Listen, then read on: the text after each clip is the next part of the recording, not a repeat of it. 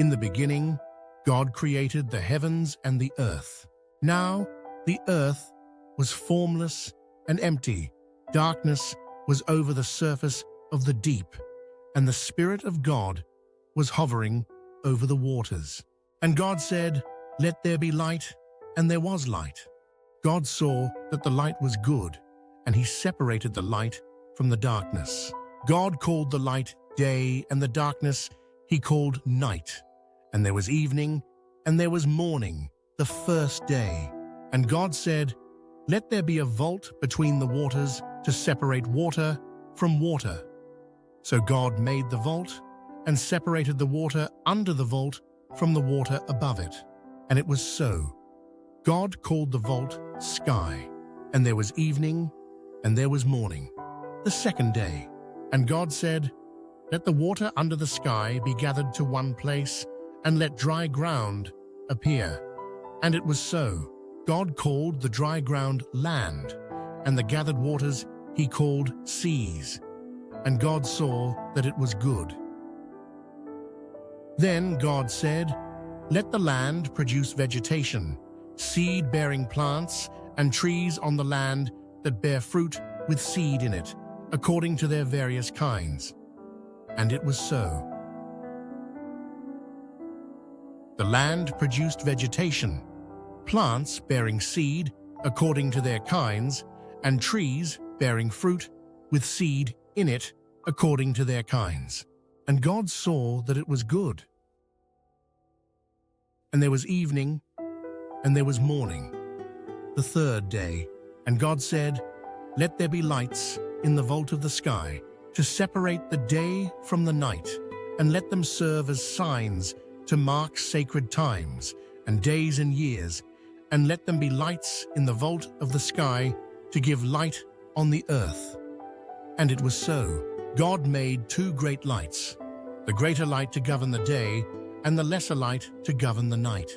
He also made the stars. God set them in the vault of the sky to give light on the earth, to govern the day and the night, and to separate light from darkness.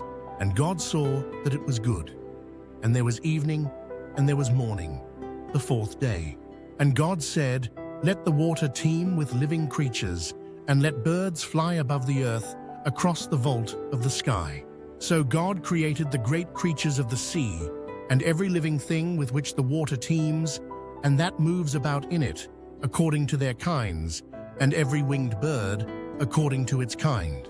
And God saw that it was good. God blessed them and said, "Be fruitful and increase in number, and fill the water in the seas, and let the birds increase on the earth." And there was evening, and there was morning, the fifth day. And God said, "Let the land produce living creatures according to their kinds, the livestock, the creatures that move along the ground, and the wild animals, each according to its kind." And it was so. God made the wild animals according to their kinds, the livestock according to their kinds, and all the creatures that move along the ground according to their kinds.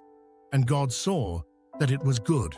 Then God said, "Let us make mankind in our image, in our likeness, so that they may rule over the fish in the sea and the birds in the sky, over the livestock and all the wild animals, and over all the creatures that move along the ground." So God created mankind in his own image. In the image of God, he created them. Male and female, he created them. 28. God blessed them and said to them, "Be fruitful and increase in number, fill the earth and subdue it, rule over the fish in the sea and the birds in the sky, and over every living creature that moves on the ground." Then God said, "I give you every seed-bearing plant on the face of the whole earth, and every tree that has fruit with seed in it. They will be yours for food.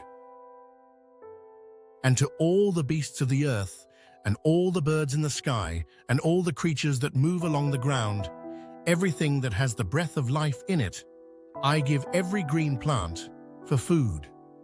And it was so. God saw all that he had made, and it was very good.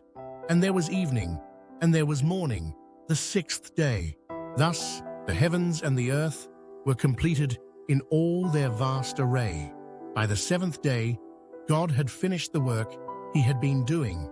So on the seventh day, he rested from all his work.